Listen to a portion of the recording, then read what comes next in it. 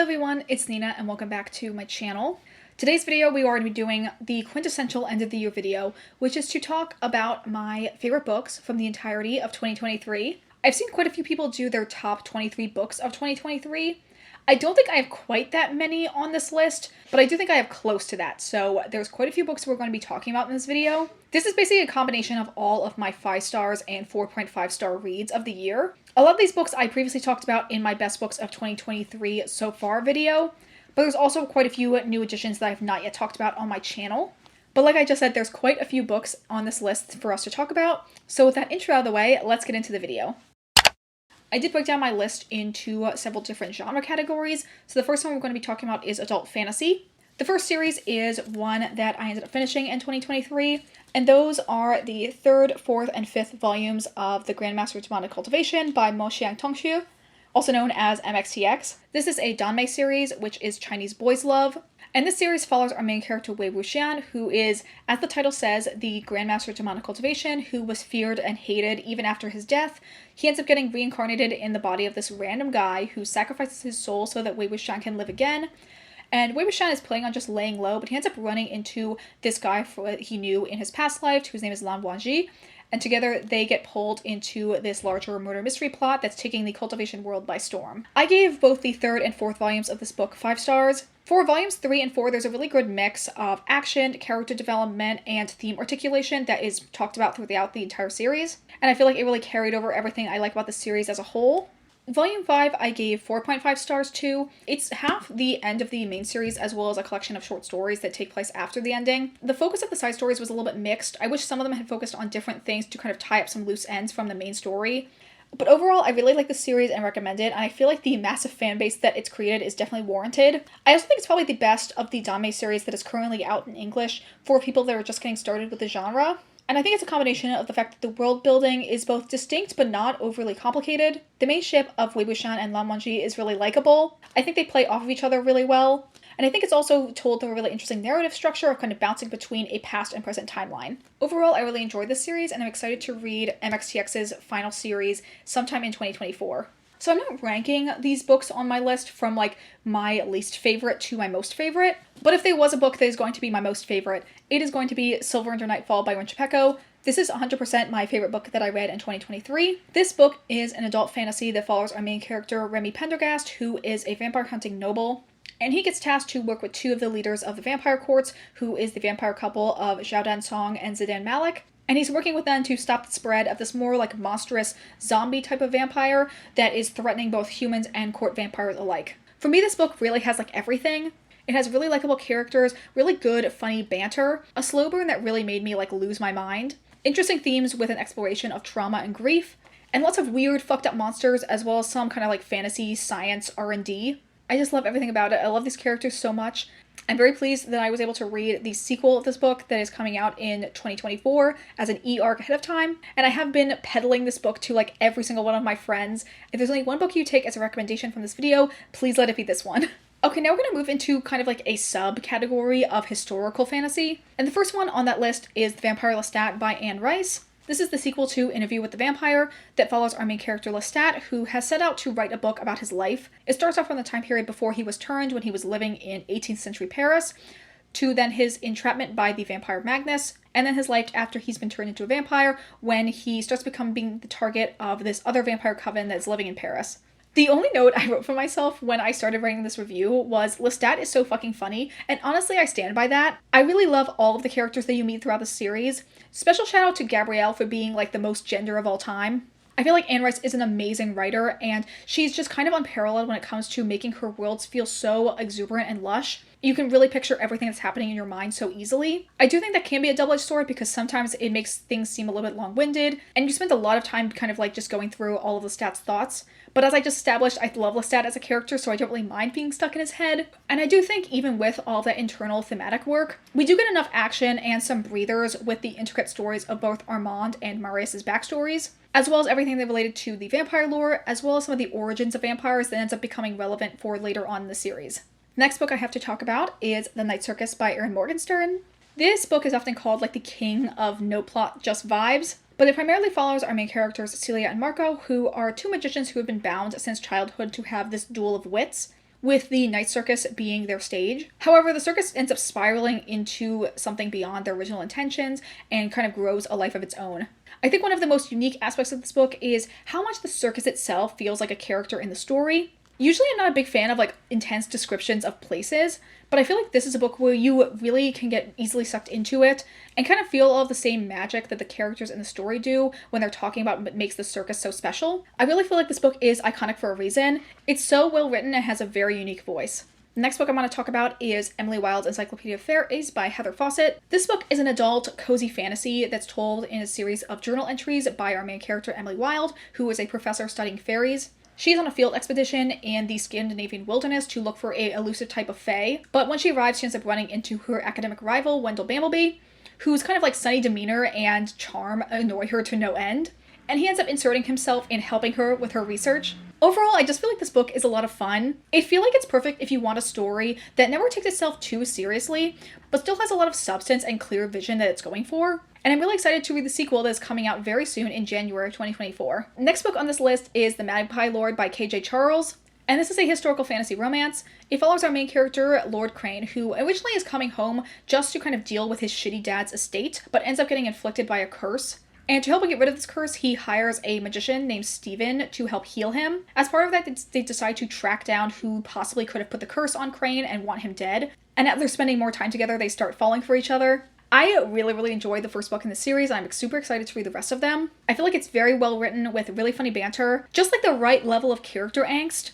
And also the final fight scene was so cool, and I feel like the magic, while it doesn't have like a really strict set of rules, it does have a lot of like repeating motifs that make for really good visuals. Overall, I really enjoyed this first book in the series. I did think it's a tad too short, which is why I ended up giving it 4.5 stars when I read it instead of 5 stars.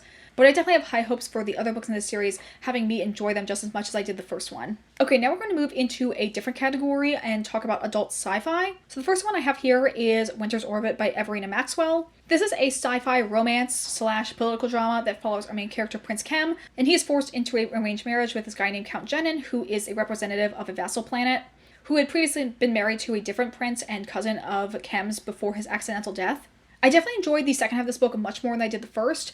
The first is much more like political intrigue and kind of like awkward bonding of them and their arranged marriage, whereas the second one, they are kind of forced into action having learned about this huge military scandal and them having to like then fight for their lives.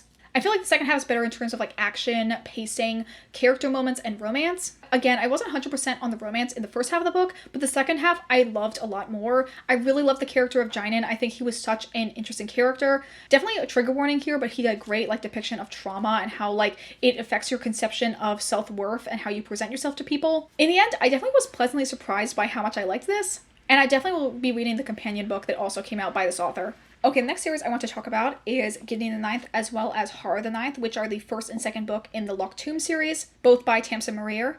These are kind of a sci-fantasy hybrid, with each book focusing on a different member of the Ninth House, which is one of these planets in this big intergalactic empire. The first book follows Gideon, who is an indentured servant of the Ninth House, and she is contracted to become the cavalier for the heir of the Ninth House, who is Harrow, who is a very powerful necromancer. These books overall are just like a lot of fun. I do feel like the world building is a little overwhelming at first, but at the same time, I think in the first book at least, it is drip fed to you enough that you're kind of learning things at the same pace that the characters in the story are. So you're able to kind of experience the reveals at the same time as the characters and be able to connect to them more in that moment. Definitely my favorite part of this series is the characters. I love them all so much. I really like how everyone is very like morally gray and backstabbing, but you really learn to love them all. Definitely my favorite character in the series is Ianthe, who is one member of the Third House. She really just like gives everything. Like, she's a horrible lesbian, she's a gay boy, she's committing man-made horrors beyond your comprehension. Really, I'm just madly in love with her. I really enjoyed both these books so much. I'm super excited to read the third one in 2024 and hopefully also read the fourth one if it ideally comes out in 2024 as well. Okay, now we're going to move on to talking about YA fantasy for the most part, but also a couple other ones at the very end. The first book is kind of on the middle grade to YA split, and that is Howl's Moving Castle by Diane Wynne Jones. This is the origin of the beloved Ghibli movie that follows our main character Sophie, who is turned into an old woman by the jealous Witch of the Waste, and then seeks out the help of the wizard Howl to help her lift her curse. I am of the rare opinion that I think that the book is better than the movie. And I think that comes down to me enjoying book Sophie more than movie Sophie. I feel like in the book she's much more well-rounded. She's a little bit less like Mary Sue-ish and has a lot more of like strengths and agency in the story. This version of Hal also, like, truly, I could write an essay about why I love this type of character. He's just like such a complete disaster slut with a heart of gold. He also has a backstory that is completely left out of the movie that I think is so interesting and was definitely one of my favorite parts of the book. I think if you like the movie and you're expecting this book to have the exact same plot, you're going to be a little bit let down. But I do feel like the movie has the same atmosphere of the book, so you can definitely use like the movie's imagery to imagine the book's setting and get immersed that way. I definitely think this book is a great one to pick up, whether you enjoy the movie adaptation or not. The next books I have to talk about here are Once Upon a Broken Heart and The Ballad of Never After by Stephanie Garber. These are the first two books in the Once Upon a Broken Heart series. The series kind of bounces around in focus, but the overall gist is that it follows our main character Evangeline, who after making a deal with the character Jax, kind of gets roped in to help him kind of fulfill this prophecy and lift some curses that have been placed on different characters throughout the series. This is one of the only books on this list that I only gave 4 stars. I thought it was good, but not great. But I feel like with the second one, it really improved on a lot of things that I didn't like about the first one.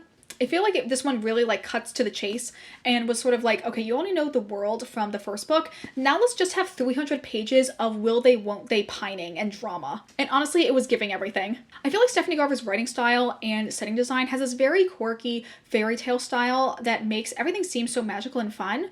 And I do think it was a good idea for the first one to be more plot heavy, just so that I could understand everything and then have this one be more of that like fluffy romance. I wasn't a huge fan of the last book in the series, which is why it's not on this list. But overall, I do really like Stephanie Garber's writing style, and I do like this series. I think it's definitely a perfect series to binge one right after the other. I think part of the problem with the third book was that since a lot of people have been waiting a long period of time between reading each of the books, the last one felt like a bit of a letdown. But I feel like if you read them one right after the other, you might not have that same experience. The next book we have on this list is An Enchantment of Ravens by Margaret Rogerson. This is a YA fantasy that follows our main character Isabel, who is a painter, and she is commissioned to paint a portrait of the Fey Prince of Autumn, whose name is Rook. However, once she's painted his portrait, Rook notices that she has painted a human emotion in his expression, which makes him look weak in the eyes of other Fae, so he ends up taking her to stand trial in the Autumn Court for her transgression. However, most of the book is just sort of them, like, traveling together, bonding, and unraveling ancient fairy magic. I've now read everything this author has come out with, and each book continues to slap so hard. Especially this, I feel like it is so well done. I'm in shock that it was her debut. A lot of this book does have kind of like no plot, just vibes energy in how immersive and beautiful the descriptions of the scenery is. This is the perfect book to read in the autumn time for like just the overall ambiance of it. And you'll also love this book if you want a book that has the same vibe as the ballroom scene in Labyrinth. Honestly, a very specific and great mood for a book to be in. I've now read all of Margaret Rogerson's backlist, and I'm patiently waiting for her next book to come out. I don't think she has anything announced for 2024 or in the future, but hopefully something does come out because I think she's an amazing writer and definitely one of the best YA fantasy authors out there.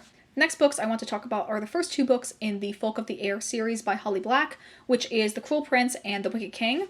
This is a YA fantasy where we follow our main character Jude, who is a human living in the fairy world. She is ruthlessly bullied by Prince Cardan and his clique, but she gets the chance to prove herself when she's given the opportunity to become a spy for Cardan's older brother, right before the crowning of their new king. I was a little apprehensive in reading this first book because I did not like the first 20%.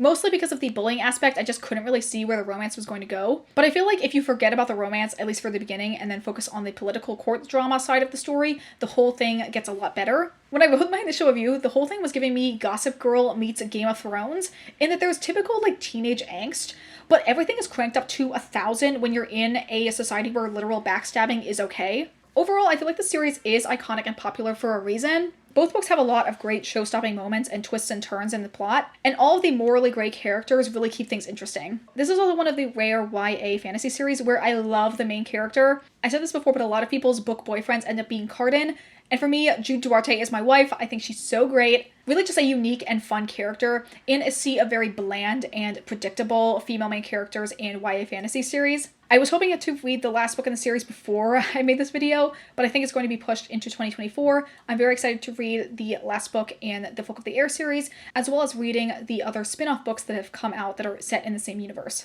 Okay, moving out of fantasy now, we can talk about a dystopian series that I read, and that is, of course, the Hunger Games trilogy by Suzanne Collins. We have Hunger Games, Catching Fire, and Mockingjay. I don't really feel like I need to give a summary for this because it is such a classic YA dystopian series. Overall, the series holds up, and I feel like it might even be better now in 2023 than it was when the series originally came out. Just so many relevant themes that get explored in new and interesting ways throughout the series. They really build to an experience with a lot of payoff that in the end never feels forced or fake. I really love the main character Katniss. I really liked being in her head for the majority of the series. She never feels Mary Sue-ish and has faced a lot of real hardships, grown and adapted, and overall feels like a very fleshed out person.